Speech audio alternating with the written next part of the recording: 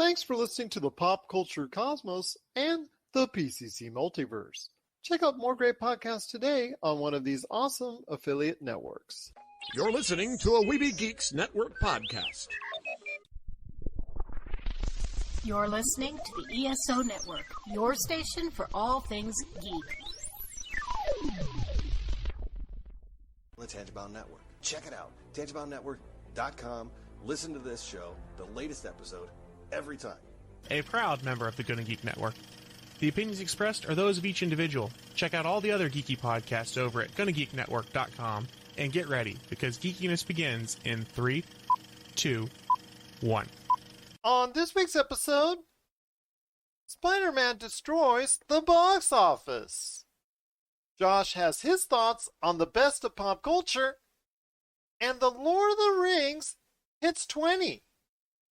All this and more as we celebrate a happy holiday right here at the Pop Culture Cosmos.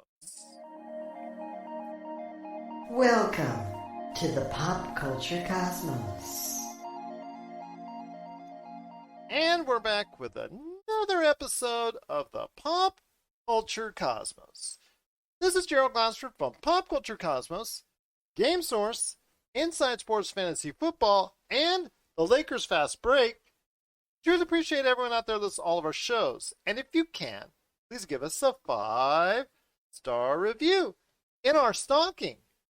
Plus also as well, you can go ahead and like, subscribe, share, or do anything that you can to support us right here at the Pop Culture Cosmos, Inside Sports Fantasy Football, Game Source, Humanican Media, the Lakers Fast Break, or anything that we do at popculturecosmos.com or Pop Culture Cosmos on Facebook, because not only do we share the latest news and trends of pop culture right there for you, you can also check out the hours upon hours upon hours of awesome tabletop RPG gameplay. In fact, we had over 6 hours, 2 different games, on for you at Facebook at Pop Culture Cosmos.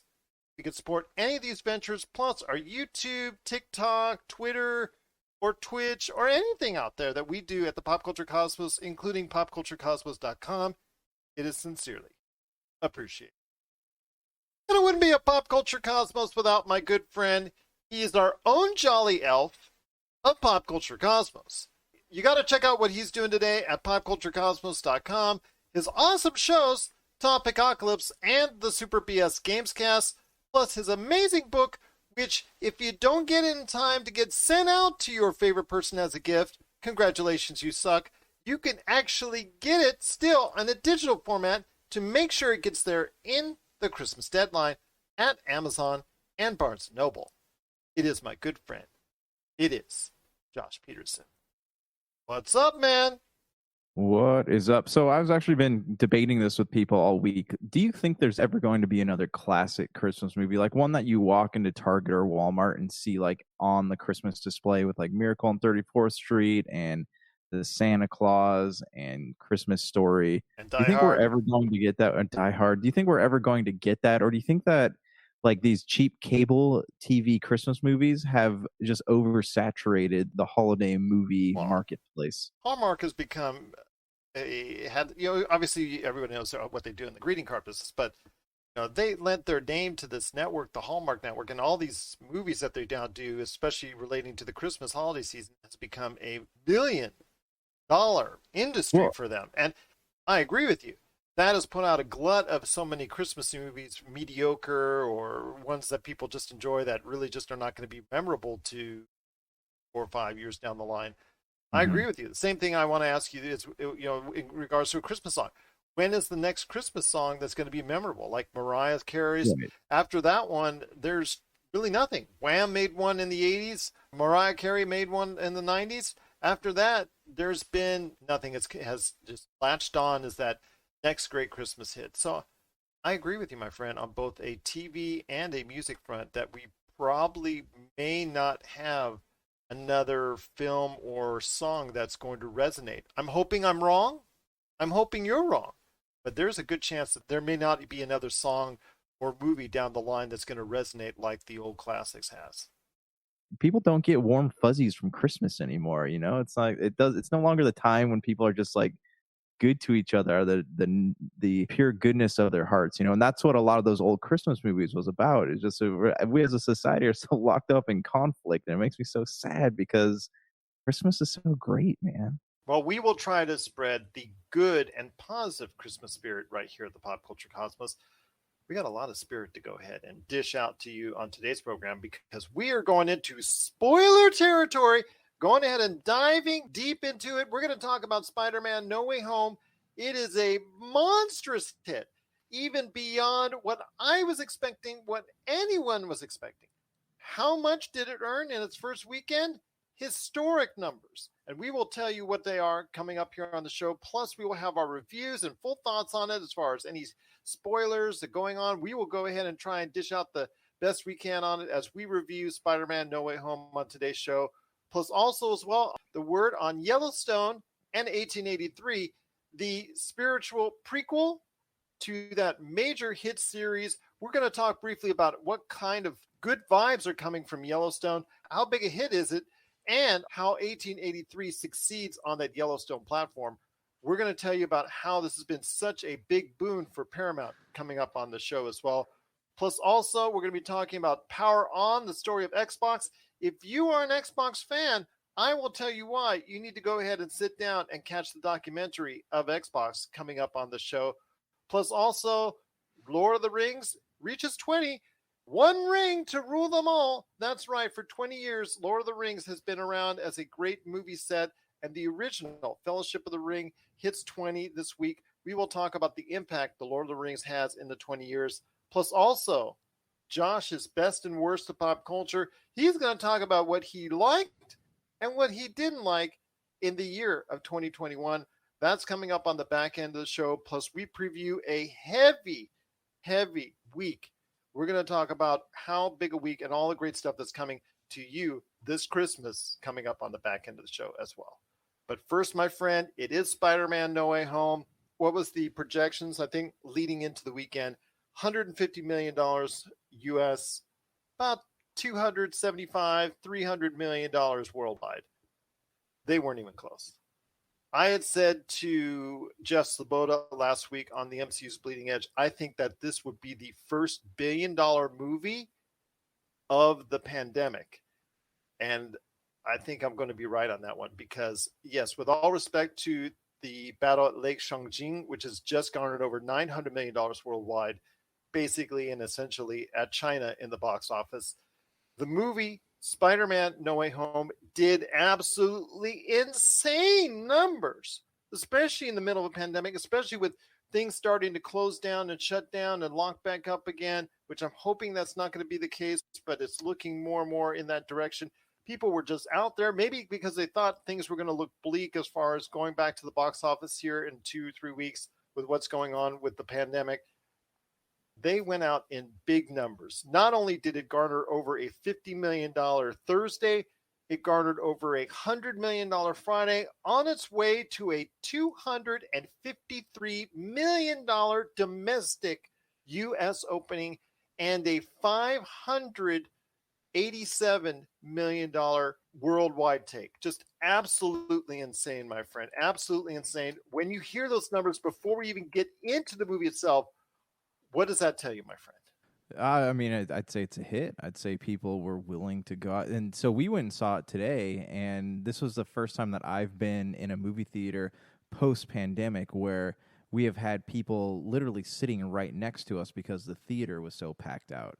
So this is definitely something that people are willing to risk whatever's out there to go and see this movie in theaters. And I think that it was a smart move by Disney to say, like, hey, this is not going to be popping onto Disney Plus on, Sony. Sony. Oh, well, yeah. Whoever said, this is not going to be something you can stream from your couch. This is something you're going to have to go to the movies to watch. And I mean, you look at it, it definitely pays off. But I mean, just knowing the content within the film, you can see why people are going to see this movie. Absolutely. Just amazing numbers. Again, $587 million worldwide. Over $250 million here at the U.S. box office. In fact, in its first 4 days alone, Thursday, Friday, Saturday, and Sunday, it has already earned more domestically than anything in 2021 that was released. It beat already Shang-Chi and the Legend of the Ten Rings in its first 4 days. And that's just outstanding and amazing. You cannot provide enough superlatives on that. But getting into the movie itself, I want to go ahead and say I will have an update on my Marvel Cinematic Universe article that I constantly update with each and every movie in the Pop Culture Cosmos. Now, I'm glad now that I don't have to add the Venom movies on it, and I will just go in and start off with that because we are going into spoiler town. So if you haven't watched Spider-Man No Way Home, you probably want to turn it off for a few minutes or change the channel or check out one of our previous shows. That's even better if you want to go ahead and do that for the next few minutes because we're going to go heavy into spoilers. I am so glad, first off, that I don't have to add the Venom movies to my MCU list because of what happened as far as the end credit is concerned in regards to Venom. Let's talk about that for a second. Kevin Feige did say that they were going to meet up in some form in an interview last week, so you might have to go back and add those movies. When that happens, I will. I mean, there is a Venom that was left behind, a little piece of Venom, but Tom Hardy and the main Venom are going back into the Spider-Verse end of the Spider-Verse and not in the MCU universe. They were there for a brief day, but they now end up back on the Sony side of things. Let's just put it that way for now. That obviously, like you said, that could change. It probably will change, but I'm just thankful that it has. But getting into the movie itself, I'm going to turn it over to you, my friend, first off. Your thoughts on it. Let's go into spoilers. Whatever you want to talk about, my friend, when it concerns Spider-Man No Way Home. Okay, can we just, let's hit the rewind button for a second. Now we're going back down to Rumor Street. Okay, and all the things that I said were rumor turned out to be true. Do you remember? Well, I also tell you right now, the one thing you can never do is trust a Marvel trailer because there were scenes that were shot in the trailer or that were shown in the trailer that never made it to the screen. Never made it to the screen. Yeah. So a while back, I predicted, right? I was like, hey, rumor has it Charlie Cox is going to be in this movie. Okay, we'll talk about the movie as a whole for a minute, all right? Like, absolutely fantastic movie. Like, this is probably, it's not my top Marvel film. That still goes to Captain America and the Winter Soldier, but this is definitely, like, probably my number 2 Marvel film right now. Really? And I wish I could hold that high esteem on it. Because it took everything, I kept saying, like, it would be great if they brought, made canon into all the other Spider-Man movies, and they did that, and they delivered on that. But it wasn't just that. Like, this was a movie more about Peter Parker than Spider-Man, right? Like, Peter Parker is tragic. He's this very, very tragic character. Like, his life is filled with just heartbreak and tragedy. And Homecoming and Far From Home, he's learning how to be Spider-Man. He's he wants his social circle. He wants to be Spider-Man. He wants the girl. He wants it all. But now he's slowly starting to realize that he can't have it all.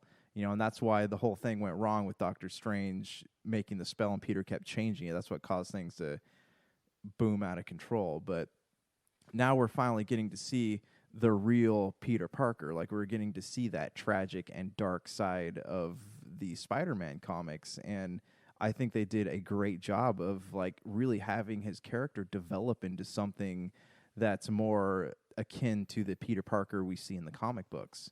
They did a good job of developing him over the course of these 3 films into what he is now.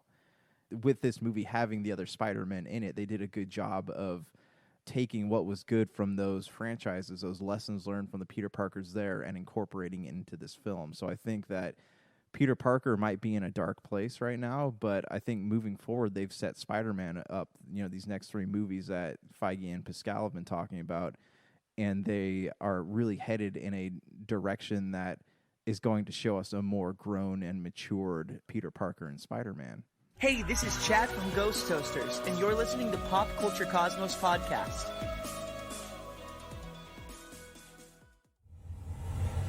You've heard others, but nothing could prepare you for the shameful stupidity that is the Jock and Nerd Podcast.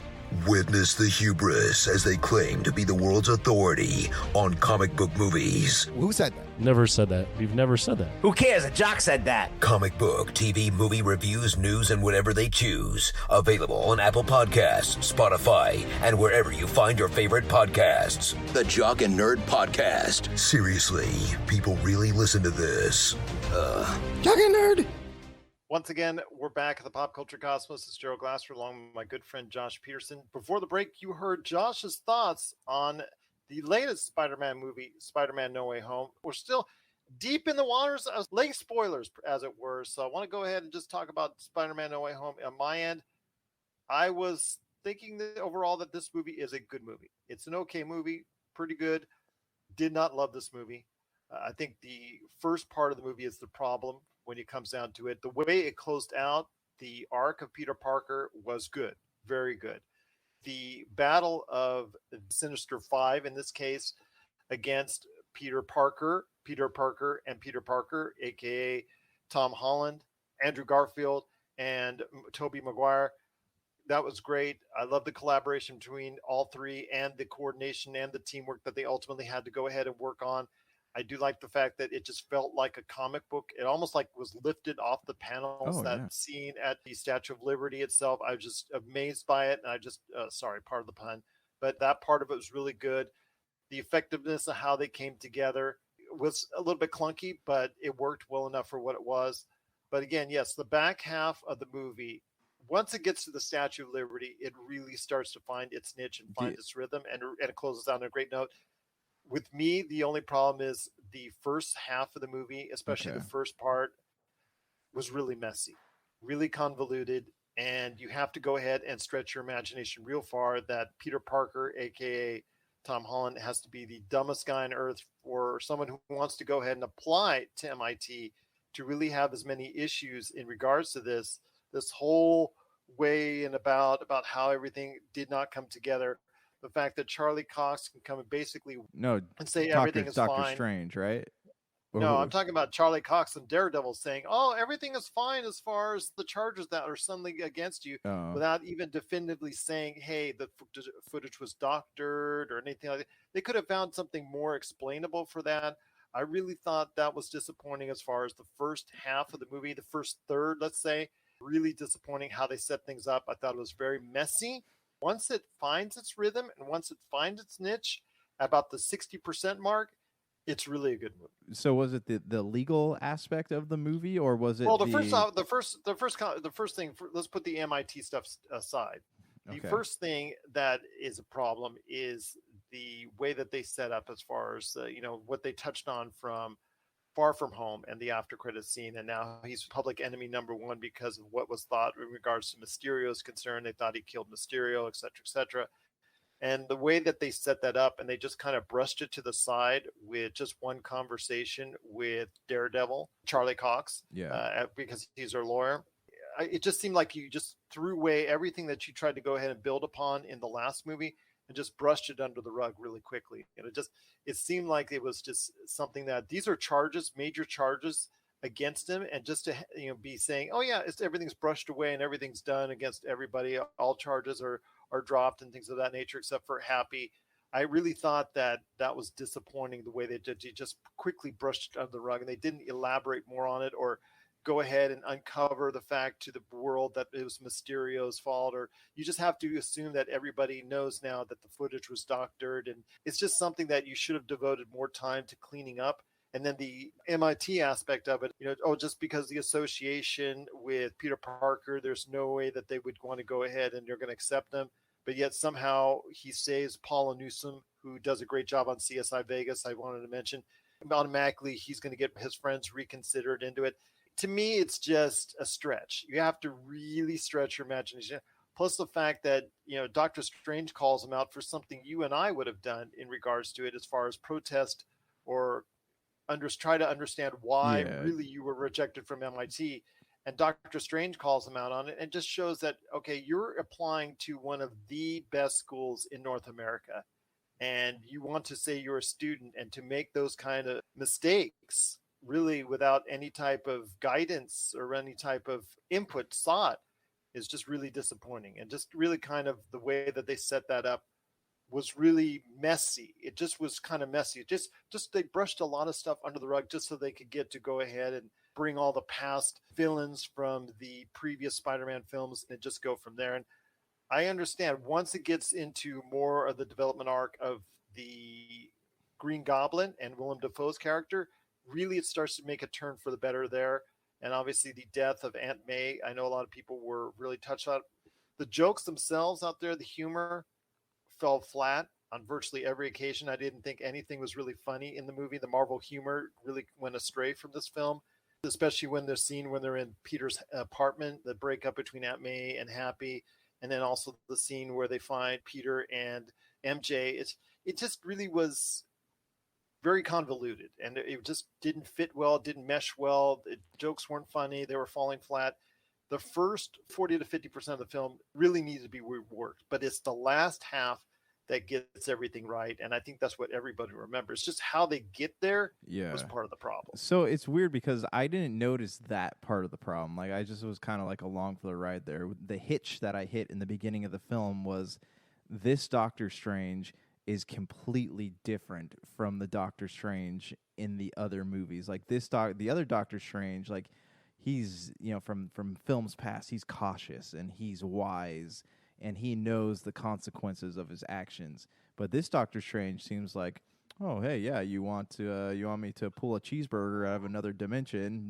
Let's go ahead. Well, you and know do what it that, reminds me of? It reminds me of the original Doctor Strange in the Doctor Strange movie when he was first learning his powers and he was so brash. Yeah, well, it's like they devolved his character, like they sent him backwards. And I guess like he had to do that because that was kind of a springboard for not only this movie to happen, but the multiverse of madness, right? Because if you watch the trailer that happened after the credits rolled, aka after credit scene, but it was really looked like a trailer. Yeah, and you can hear that Wong is clearly upset with Strange, right? Like the Sorcerer Supreme Wong, yeah, go Wong. And him saying like, hey, there's going to be consequences for your actions and stuff like that. So the Doctor Strange part, that's where I hit a hitch. But then again, like Benedict Wong is just so cool. I just want to put that out there. Benedict Wong is just so awesome. Yeah, no, he's amazing. I always thought that he was great. And Marco Polo, I think it was Deadly Class. It was really good in too for that one season on Sci-Fi. Yeah, but anyways, I mean that's where the hitch got me. But I mean, I didn't really notice a lot of the stuff that you did. I was just kind of along for the ride because I was so excited for the things that like I had a feeling were going to happen. So I was just like, yeah. But you're a bigger Spider-Man fan than I am. Yeah. Spider-Man has meant more to you over the course of your lifetime than me. And this is a culmination of bringing everything together. And to me, I saw that at the very end, and I was very happy and glad I did. It's just, again, the things that brought it together in order to go ahead and finish out this story, it just was kind of messy. And I really didn't enjoy that aspect of it until that point. Once it started to roll, it really rolled. But it really, up until that point, it was kind of a messy roller coaster ride for me. So let me ask you this though, and like I want to talk about a couple more scenes in the movie before we move on, but what did you think about the turn of the villains, right? Like that was another part that kind of threw me off a little bit. You have like, oh, hey, we don't want to die when we go back to our own dimension, so we're going to come up with a cure for these guys so that they somehow miraculously don't die. Let me ask you this. If Dr. Octopus, even if he becomes good, doesn't he go back to his universe still underwater? Yeah, exactly. Yeah, because he remembered pulling the machine into the river. Like he said that in the movie. But what was weird to me is like they're all sitting there in the apartment and they're like, yeah, we totally want to be cured so that we don't die. And then all of a sudden they're like, you tried to cure us. Let me smash your face in. Like there's this big battle, like the little like thing that happened, the light switch or whatever you want to call it, like the snap, the non-Thanos snap, that shifted their motivations in another direction. It was really just bizarre how it happened, like it wasn't just Willem Dafoe's character that did that really hard snap, and you can understand that with his character with the two different personalities, but with everybody else they don't have that same excuse, right? So it was jolting, I guess. It just felt weird how it happened. And then I guess we learn from that scene though, the death of Aunt May, we learned that there was never an Uncle Ben in the MCU. It was always just Aunt May. Like, that was something that totally threw me off. We also learned that MJ is not Mary Jane. She's Michelle Johnson, I think. Michelle Jones Watson. The MCU is not adjacent to the comic books, as we're learning. Like, this feels more like the Ultimates universe, than anything else. having Daredevil in is great because it just sets up everything for his future as well. Yeah, and that's, we can talk about that a whole other day because we're taking up a lot of time with this. But, the one thing I did really love about this was the interactions between the three Spider-Men, right? Like, you had Andrew Garfield was clearly, like, the most excited. He comes from, like, the darkest universe, but he was the most excited to have them all together. Like, he had this childlike glee. Tobey Maguire was like the wise, experienced Spider-Man. Then you had Tom Holland, who's just in this really dark place, right? Because he had just lost his aunt. So just the interactions between them were really cool, and they were fun to watch. Like, I love the apartment scene where with Ned's grandma. Like, that was really entertaining. What was, I guess, like my final thoughts here was what was kind of rather convoluted was the fact that, like, they have these villains that come from the worlds of these Spider-Men, but these Spider-Men are older than what they were in their movies, right? Like, Tobey Maguire is older and wiser. Andrew Garfield's character is clearly grown, right? Because he refers to the death of Gwen Stacy. But this all happens after, these villains come from their worlds, but these villains are already dead, and they remember killing them. So is it from their world but from different timelines? Like, the timelines going across this movie are a little bit confusing. And then also, now that Electro is going back without his powers, does this mean that Gwen Stacy never died in Andrew Garfield's world? Like, there's so many things that, like, need to be explained upon, and I don't think they're ever going to go back and do that. I don't think they will either, but again, this does set up the future for Tom Holland's Spider-Man. I think he will, even though he's, again, hinted in several interviews that this might be the last we see of Tom Holland's Spider-Man. I disagree. I know that there was rumors that a contract has been signed for another 3 movies for him. Yeah. So I think that right now, Sony is just going to write a blank check and say, Tom Holland, you put the numbers in there because we want you back. And I think right now, especially if Uncharted, as much as we love the Uncharted series, if that movie bombs, that means that he's going to be another one of those Marvel actors who cannot make a thing that's successful outside of the MCU. Yeah. So if that's the case, he's going to probably come back, crawling back, wanting to pick up that paycheck when it concerns what's going on there. So we'll see what happens. But it is Spider-Man No Way Home. We've shared our spoilerish thoughts on it. If you have any thoughts on Spider-Man No Way Home and the gigantic success that it is, please let us know. popculturecosmos@yahoo.com. We know you're out there and you've already most likely seen the movie. We would love to hear your thoughts. Do you agree with Josh that it's a tremendous top-of-the-line MCU film? Or with me that thought it was a pretty good film, closed out the movie well, but got off to a rocky start?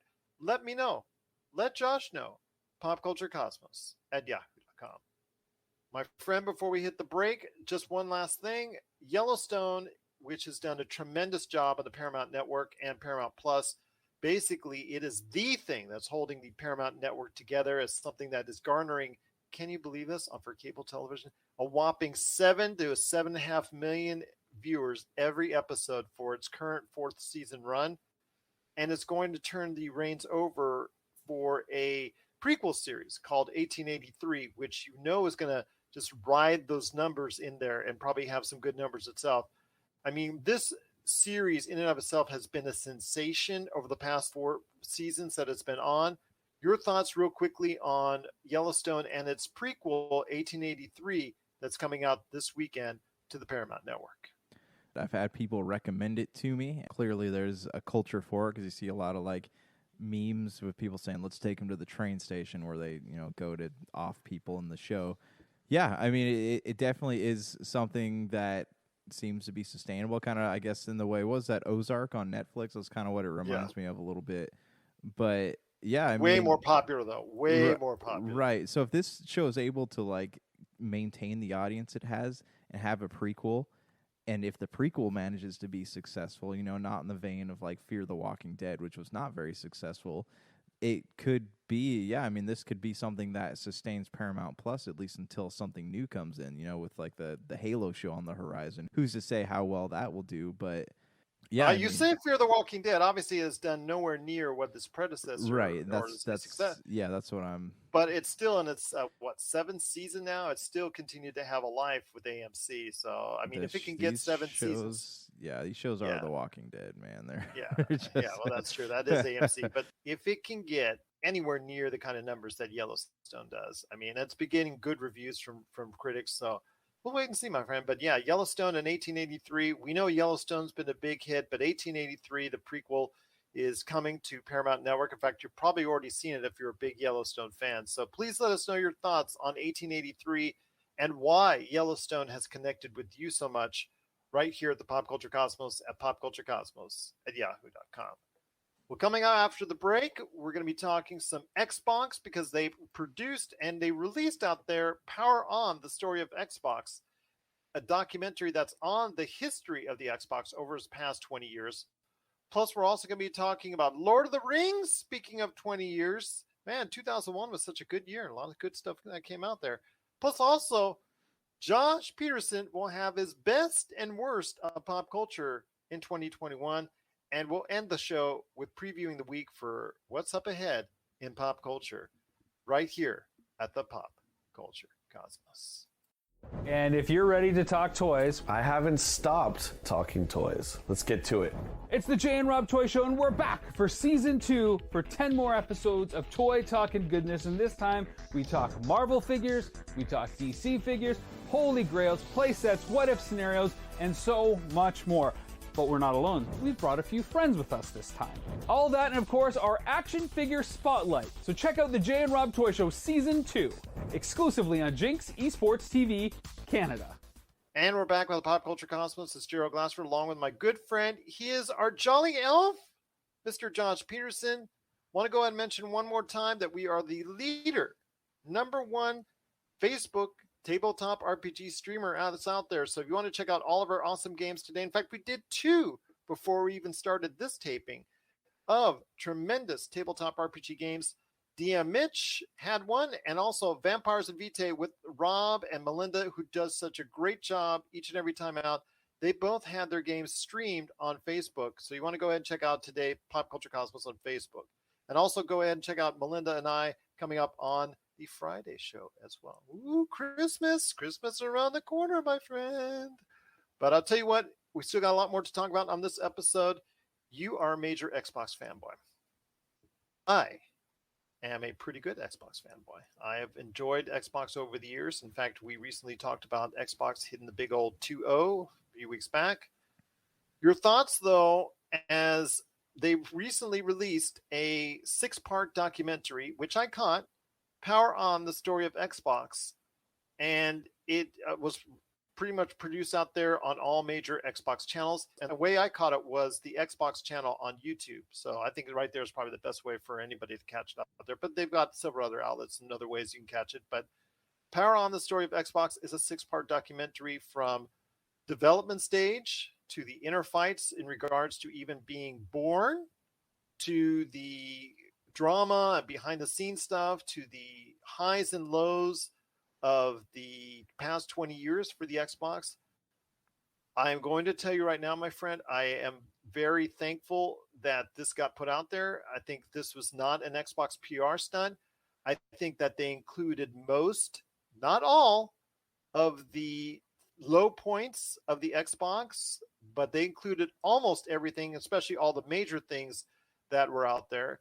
They were very frank to tell you what mistakes that they made, including the closure of Lionhead Studios, the Red Ring of Death, and how they handled that initially. They talked about exactly how devastating that was and how much of a price tag it cost. They talked about where they placed in the industry at several points in time during each generation. They did pat themselves on the back at times, but some of it was deserved as far as what they've accomplished over the years. But your thoughts on maybe sitting down with this over the holiday break or the time that you're going to spend off, because I know you're going to be off for a little while and we'll talk about it at the back end of the show. But I wanted to ask you real quick your thoughts on Power On, the story of Xbox. when you sent me the message talking about what we're going to talk about, I didn't even know that that was a thing. Like, it wasn't advertised on IGN or Polygon They or kind any of of those. mentioned it on their 20th anniversary live stream, and then Yeah. they just soft released it. It was just kind of snuck amazing. out. Yeah, so I haven't had a chance to watch it. As soon as I get through The Witcher season 2, I'll probably check. That'll be next on my to watch list. But yeah, I mean, I'd be really curious to know the story, because I do know that there was a lot of things going on behind the scenes where Microsoft did not want to put any funding into gaming. Like, Bill Gates himself did not like the idea, even though he introduced the first Xbox, he did not really care much for gaming. So I know there was a lot of pushback for hardware. For hardware, yeah. And I know there's a lot of pushback internally for like whether or not even the Xbox 360 was going to come out. So yeah, I mean, it's definitely something I would love to sit down and watch, because I mean, you know, Microsoft's done a great job with their things. I can't imagine what the landscape would be like at this moment without the Xbox and some of the major franchises that they've put out, and even some of the smaller indie games that they've put out.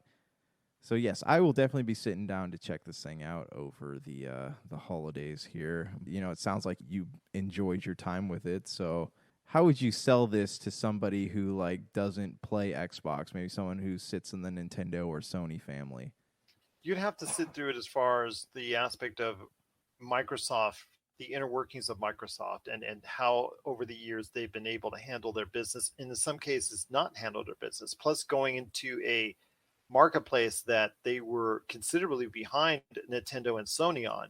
So that to me is the most intriguing aspect. And if you're someone that's an outsider or bystander and not really familiar or really caring about the Xbox product, it's going to be a hard sell for you, because it is, again, 6 episodes, 40 minutes each, of nothing but Xbox and Xbox talk and behind the scenes at Microsoft and whole 9 yards. So if you're not a fan of Microsoft and Xbox, or even wanting to go ahead and become interested in the behind the scenes of this, then it's probably not for you. But if you are interested in behind the scenes of one of the major software developers in history, and also one of the leading hardware makers in history, and how in the case of Steve Ballmer and Bill Gates, both very reluctant, kicking and screaming into this age. I mean, first off, they had to sell Bill Gates on it. Then they had to sell Steve Ballmer, and each of them were huge battles, as you'll find out.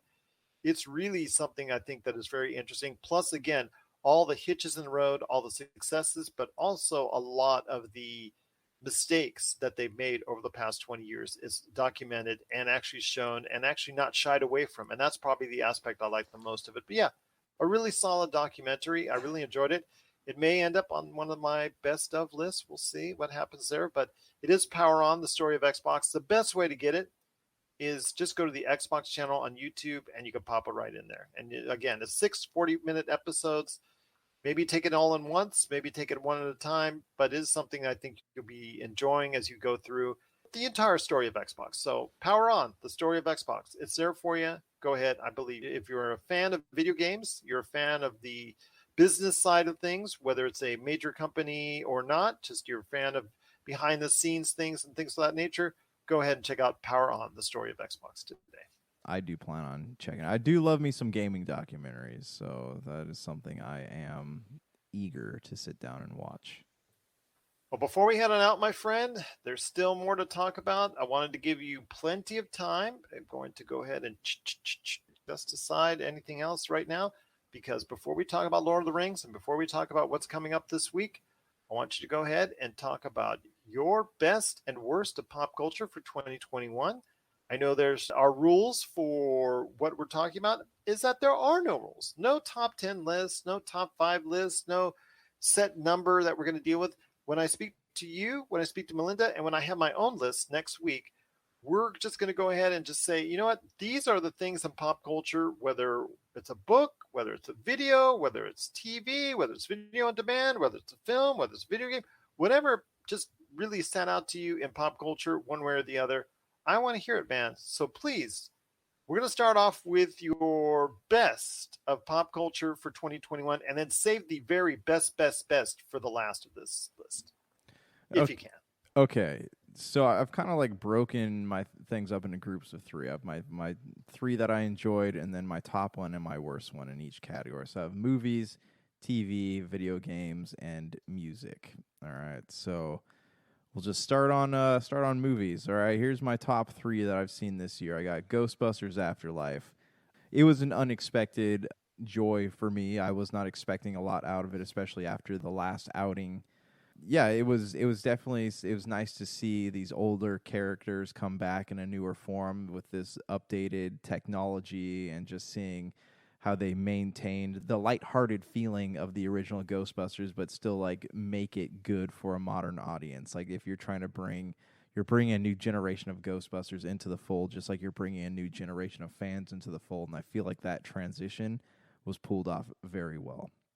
Next one here, I got Mobile Suit Gundam Hathaway. So this premiered on Netflix. This is the latest in the Gundam UC timeline, and this is something that actually has the son of a character from the 1980s Gundam series. So it's cool to see how he came from these older characters, and just to see like how this newer generation looks at the wars of their fathers. So that was a pretty good one.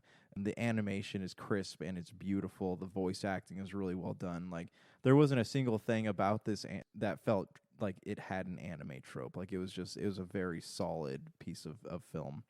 Third one is one that we both enjoyed, Shang-Chi.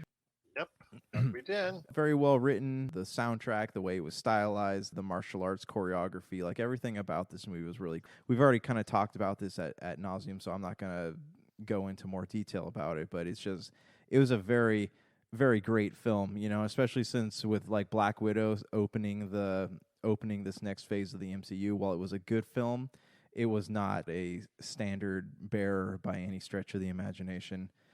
All right, so for my top film, is that what you want me to do, to say my top film? Whatever you want, my friend. All right, so yours. I think the top thing I've watched this year is something we've already talked about on the show. Spider-Man No Way Home would be my top thing from 2021. My worst thing, though, would be Home Sweet Home Alone. This is just a plague to... I'm sorry, that was poor phrasing. Should not use that word right now. This was a very poor addition to the Home Alone family. I had never watched Home Alone 4, didn't know there was a Home Alone 4, but Home Alone 3 was not great. There's actually 5 of them if you actually look it up. Really? Okay, so I didn't know that. But this was just... I was expecting a lot. No, I wasn't expecting a lot from this movie, but like with the cast, they had a very good cast, but it's just a really bad story. You felt so bad laughing at these people who had fallen on hard times, and they're just trying to get a doll back that this kid had stolen, and all this bad stuff keeps happening to them. Like, it didn't... I don't know.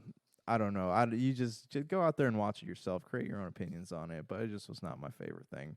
Moving on to television/streaming. Honorable mention, Witcher 2. I'm about 4 episodes in, and it is pretty good. Pretty good so far.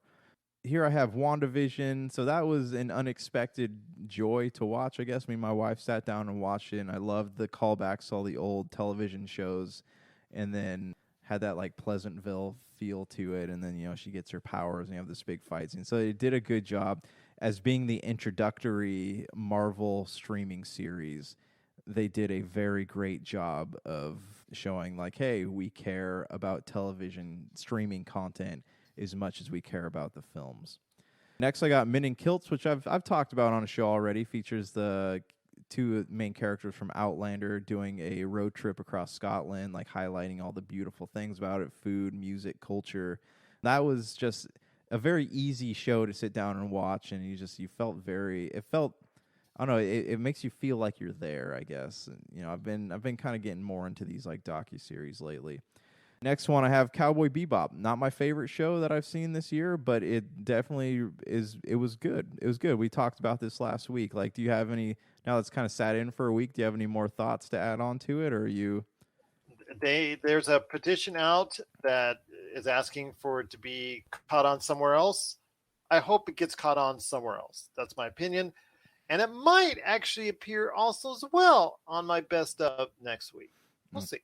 Okay, because I'm still thinking about it. Yeah, and I'm wondering too if it's going to be something that Netflix kind of looks at and says like, oh well, maybe I guess more people liked it than we thought. Maybe they go back on their word a little bit. My top show of this year would be Clarkson's Farm. This was a Amazon Prime special featuring Jeremy Clarkson. As someone who owns land and like literally has nothing on, I got about 5 acres and I got nothing on there. It's just overgrown with weeds and stuff. I sat back and I'm like, you know what? I could see myself farming. I probably won't ever farm, but like I could sat back and I'm like, it would be fun to like have a tractor and go around and do all this stuff. Josh the farmer. Right. Okay, so my worst show of this year would probably be Mighty Ducks Game Changers. Like I did enjoy the show, but it was just not something that thrilled me enough to keep going back to it. And the question is now, with Emilio Estevez leaving the show for good, even though there's going to be a season 2 of it, it's really going to be very iffy if that show continues. I'm predicting it's going to end after season 2 because it doesn't have the heart and soul of the original movies. And now that, Emilio's gone, I don't see it being, unless they somehow manage to bring back Charlie, I honestly don't see it being anything that has a long lifespan. Video games, top 3 games here. I got Tales of Arise, which I played on PS5. There's a big story to this one, not really easy to explain, but it was nice to just sit down and play. I haven't played a JRPG in a long time, and this one was a nice one to kind of just sit on the couch. It was the first time in a long time that I had thought about a game while working, and thought to myself, like, I can't wait to get home to play this. And I'm sure this is kind of something you experienced with, like, Uncharted and Mass Effect, and I know those are 2 of your favorite games. Absolutely. Forza Horizon 5, very great game. Is it worthy of the 10 it got? Debatable, but, it's definitely, like, I did really enjoy my time with it. Cozy Grove is another one. This is one we actually got a review code for, so I got to sit down and play that. Very calming, relaxing game. I'm finding more and more that I like these games where you're building and managing, like, nature parks. There's something about it, it's very soothing, I guess. Top game of the year, I'd say Halo Infinite. I'm about like 6 hours in right now, and while the map itself does feel overwhelming at times, it is a very fun reinvention of something that like I grew up with pretty much. It came out when I was in middle school, but from middle school on to where I am today, it has everything that you know and love about the series, but it also injects things that are new that feel good to play. Worst game of the year, Biomutant. I know I said I want to go back and play that one again, but that was definitely not what I was expecting it to be.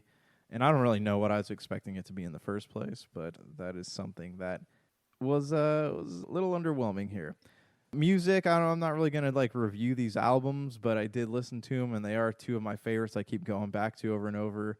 The Young Hearts have an album out called Modern State you can catch today, and they're more like a emo band without the screamo, I guess. Like they're just like a solid emo / punky band, I guess. Limp Bizkit's new album still sucks. Like, have you had a chance to listen to that at all? I have, yes, and I'm gonna have to say I agree with you on that. It's like Limp Bizkit's like, I don't know, like he hadn't done anything great since like Significant Other, and I guess some of the stuff from Chocolate Starfish was kind of cool, but everything else in between that has just been horrible. But I just kept hearing people say, hey man, you need to listen to Still Sucks. And at first I downloaded it to listen to it ironically, and then I'm like, I can't bash on this because it actually, like, Fred Durst actually like he still got it, but he's got some things to say on here that I can kind of get behind, like, yeah, that opening track where he talks about how we all need to come together, and fight against the people who are turning us all against each other. I'm like, yeah, I can feel the message you're laying down there, Fred D. But that's my list, man. That is my list in all of its glory and entirety. I'll probably write a little bit about these things, as we get closer to the new year, but that's what I got for you. And you can check it out right there at popculturecosmos.com. Plus, also as well, if you have any thoughts on the best and worst that you checked out in pop culture, we'd love to hear it. And we'll actually even say on the show if you want, right here at popculturecosmos@yahoo.com. You're listening to the Pop Culture Cosmos. Don't touch that dial. Wait, do people still use dials? If you're in the Las Vegas and Henderson areas and are looking to buy, sell, or trade the best in classic or current video games and pop culture collectibles, there's no better place to go than Retro City Games. From Xbox to PlayStation, Nintendo to Atari, the great crew at Retro City Games provides the best place to go for all your gaming options. Stop by their 2 awesome locations in Henderson and also the Las Vegas Strip, or follow Retro City Games on Facebook and Instagram for all the latest deals and new items. Without a doubt, there's no better place to go for your gaming needs than your friends at Retro City Games. Well, Josh, I cannot thank you enough for sharing your thoughts on today's program with your best and worst of pop culture 2021.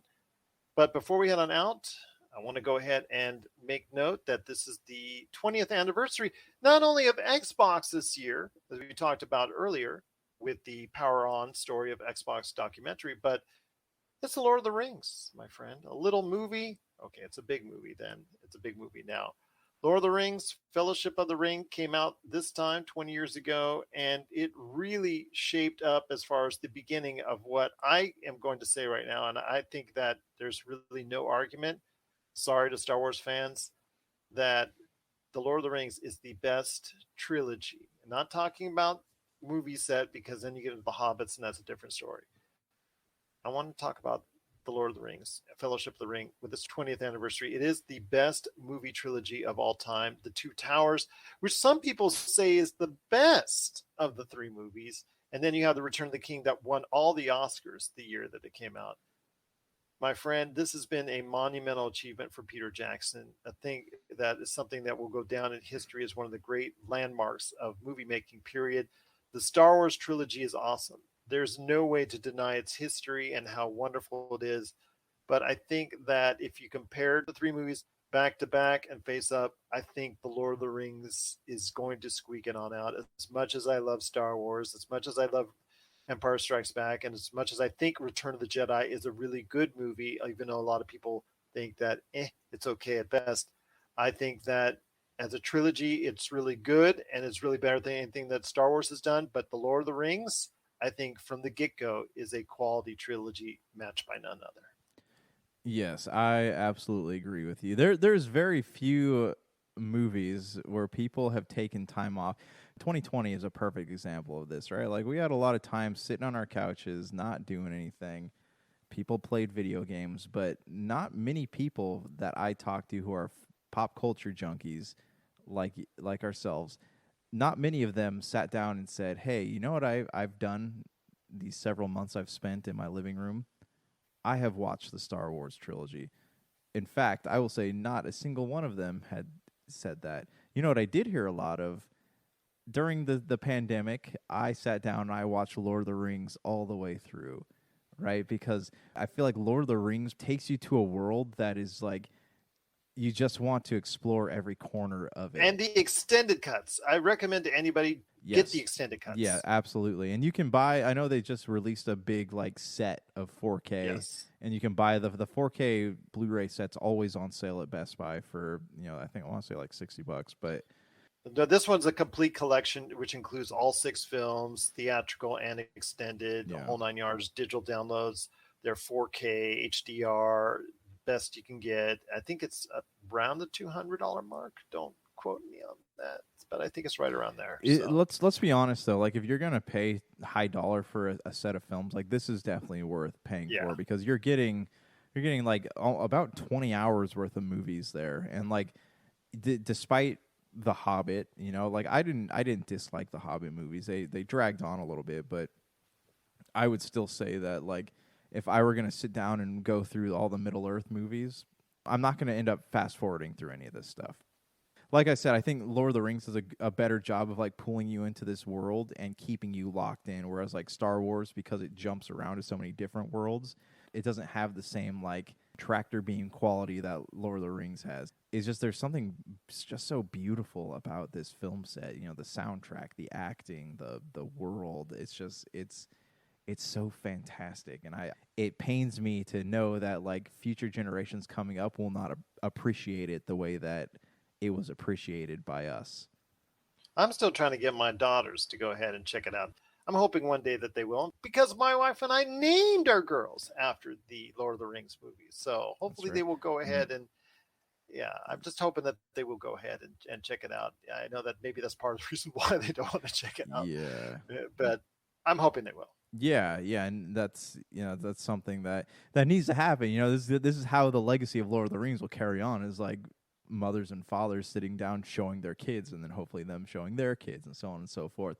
I've actually my kids are, my girls are 6 and 7, and we've watched all 6 Middle Earth films. We're about halfway through Lord of the Rings, or not Lord of the Rings. We're about halfway through Return of the King right now, so we need to finish it. But they've really enjoyed those. Like our oldest actually took up archery after watching Legolas do his thing. So I think that I think that a modern audience does still have the ability to be enthralled by this film. They just need a reason to watch it. Once again, it's Lord of the Rings. It hit its 20th anniversary. I know Josh and I truly have a love affair with the first trilogy of the Lord of the Rings. I want to hear your thoughts out there. If you think the Lord of the Rings trilogy, meaning the Lord of the Rings, Fellowship of the Ring, which is hitting 20 years old this week, plus also as well the Twin Towers and the Return of the King, if that trilogy not only holds up against vaunted trilogies such as the Star Wars trilogy, I'll throw that one out there, but if you think it's the best trilogy of all time like we do, we'd love to hear your thoughts on this. And if the Lord of the Rings, what kind of memories does it have for you, whether it's reading the book, watching the movies, or enjoying the experience whatsoever on it? Please let us know your thoughts on Lord of the Rings as the movie hits its 20th anniversary. popculturecosmos@yahoo.com. Well, my friend, it's been a great episode. I cannot thank you enough. I also want to mention before we head on out that this will be the last episode you will appear on for a little while because you are taking a break for the best of reasons. So I want to wish you and your family the happiest and safest of holidays and a beautiful one that's on the way, being nothing but happy and healthy for you. Coming from the heart, Ben. Coming from the heart. Thank you. I appreciate it. I'll miss it. Once baby's here and we're settled in a little bit, I'll be back. We're excited about baby. I don't know. There's just something, and I know I'm going to feel a lot of things once the baby's born, but it's just this act of bringing life into the world. It feels so surreal to me. If you do, though, name your kid Geraldine, you're going to have all my family looking at me like, what did you do to make Josh name their kid Geraldine? Yeah, no, my wife's named after the Esprit, the Lotus Esprit, like her dad named her after a car. So now we're carrying on the tradition and we're naming our baby Avora after the Lotus Avora. And we're going to call her Evie for short. But if it was a boy, I got to pick the name. We're going to name him Gretzky for the great one. But unfortunately, well, at least it's not your car currently. You're the Challenger. You didn't name her after that. Hello, Challenger. How are you? Yeah, right. That would be something. That would be something indeed. But I do want to wish you and your family and Spirit and everybody in your family all the best this holiday season and in your time off. Whenever you're ready to come back, the seat will always be warm for you. You and I have been doing this for 5 years, and it's been the best 5 years of podcasting I've ever done with you, my friend. So I truly cannot thank you enough for being part of this and looking forward to have you back in the hot seat. But before we head out, my friend, as we close out today's show, want to go ahead and make mention of what's coming up this week on Christmas week, because it's the last week we're going to see any inclusions to films that are trying to go ahead and make their way to the Oscar buzz, because you got to put it out there by Christmas Day. So you're going to see a lot of stuff. But we're also seeing major blockbusters for the final time this season in Sing 2, The Matrix Resurrections, and The Kingsman, among others. Plus, we're going to see the final episode of Hawkeye, which has been a great series so far. Could it be the best Marvel series? We'll find out. We'll see my thoughts on the Friday show with Melinda Barkhouse-Ross coming up on the PC Multiverse on, I believe, near Christmas Day. I think you'll be able to hear it, so check out for that. But any last thoughts on this big week coming up? I really feel sorry for The Kingsman. The Kingsman has been tossed around on the release date schedule for a long time. Back and forth, back and forth. I know you and I have spoken about it being moved back at least 3 times, 4 times. And then it was pushed up from a February or March date to right where it is now.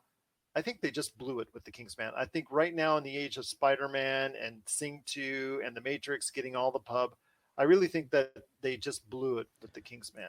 Yeah, I mean, and I don't have any doubt that it's going to be one of those, like, much in the vein of like the original Kingsman. Like, it's going to be something that people discover after it's out of theaters. You know, like it's going to be something that people enjoy watching once it's available to stream and download digitally and all that. Yes, it's unfortunate that where it's placed, but I feel like the movie itself is going to be good. It's the Matrix, I think, that's not going to do so hot in box office numbers because of the HBO Max release date. I agree with you, my friend. In fact, I'm going to see it HBO Max. I've got the big screen already ready to go ahead and pop it there. I'm excited for it. I want to see it. If it's really super good to me, I may go ahead and check it out in theaters like I did Dune. I made every effort to go ahead and check out Dune after I watched it on TV, to go ahead and check it out on IMAX. I may do the same with Matrix Resurrections, but we'll see. I will have a review of Matrix Resurrections on our Friday show, plus thoughts on Hawkeye Episode 6. We'll go ahead and recap the series from there. Plus, Melinda Barkhouse-Ross will have her best and worst in pop culture for 2021 as well. So for Josh Peterson, this is Gerald Glassford. It's another beautiful day in paradise right here in the Pop Culture Cosmos. We thank you for listening. And here's hoping you have yourself a great day.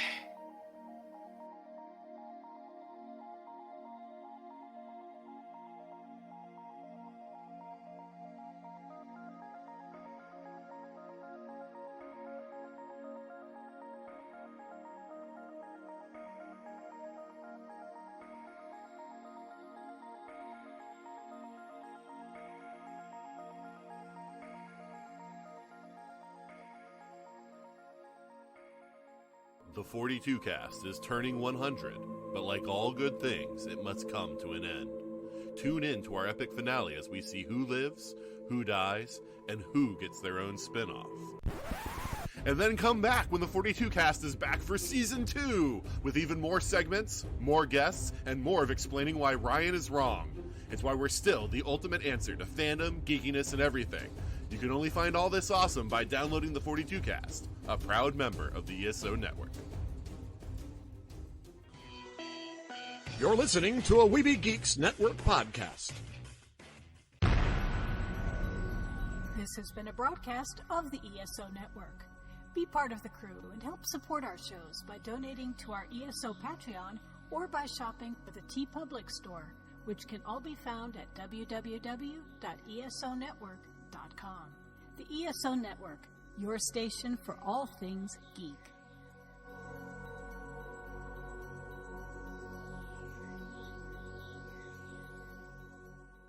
Tangent Bound Network.